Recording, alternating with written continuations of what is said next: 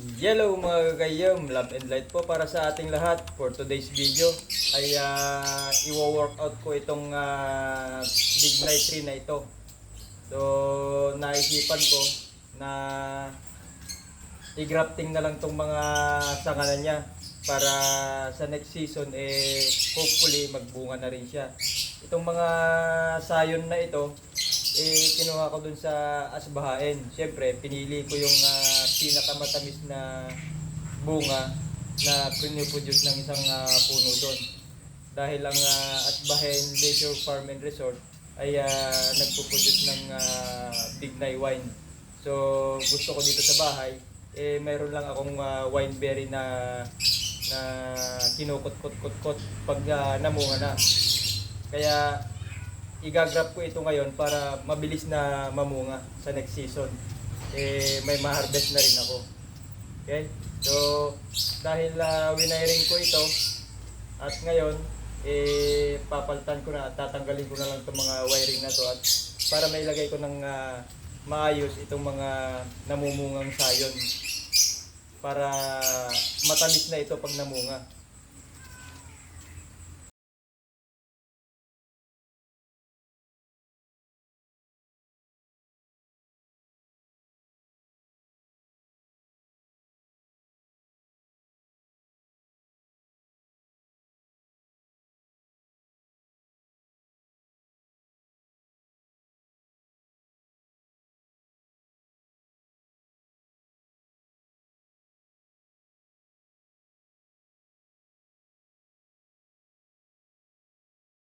So, ito na siya ngayon mga gagayam.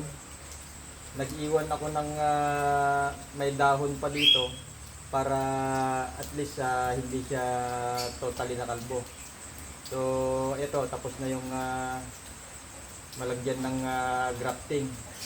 Ito yung mga sayon. Yung ginagawa ng iba, isang sanga lang yung nandito pero ewan ko kung magwo-workout ito kasi multiple na sa ngayong pinaglalagay ko dito wala namang mawawala kung subukan natin.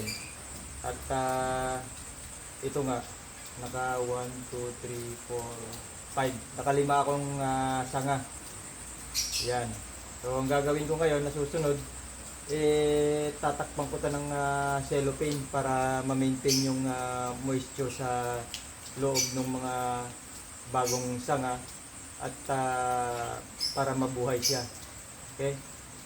And after that, lalagyan ko pa rin siya ng Manila paper para kung uminit, hindi siya matosta. Although malamig naman ngayon yung panahon, pero mas maganda pa rin na maglagay ako ng Manila paper. Okay?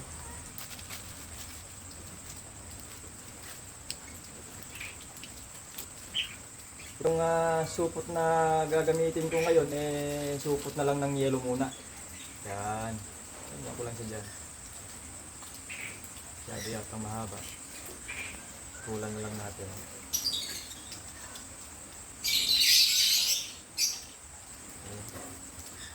Yan ang mga gagayin.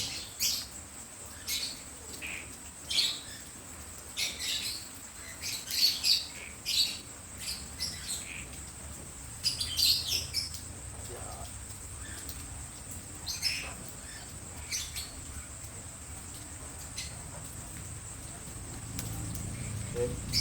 Okay. So, ganitong proseso ang gagawin ko lahat dyan.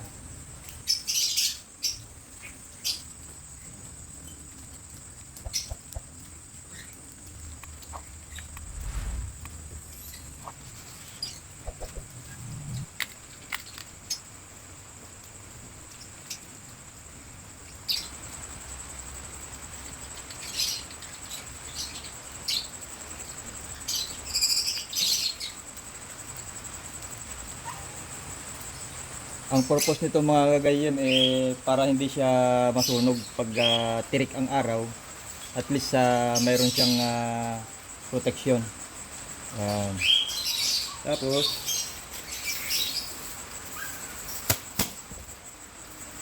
lalagyan ko na lang ng plastic labo para pag maulan na naman ay hindi rin mababasa Manila paper na nilagay ko.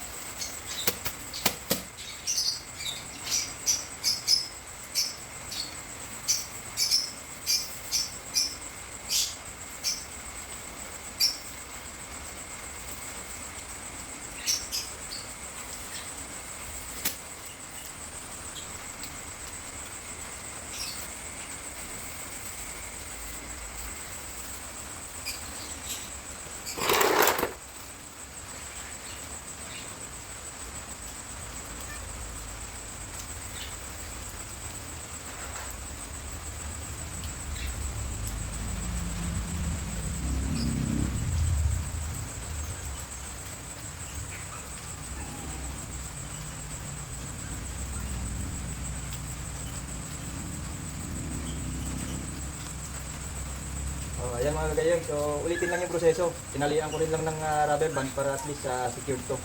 May hangin o may ulanan, hindi siya matatanggal. So, ganun lang yan gayang. So, after 1 week, siguro or mahigit, i-check ko ito. Titingnan kung naging successful ba yung grafting na ginawa ko. So, hanggang sa muli mga kagayang. Paalam!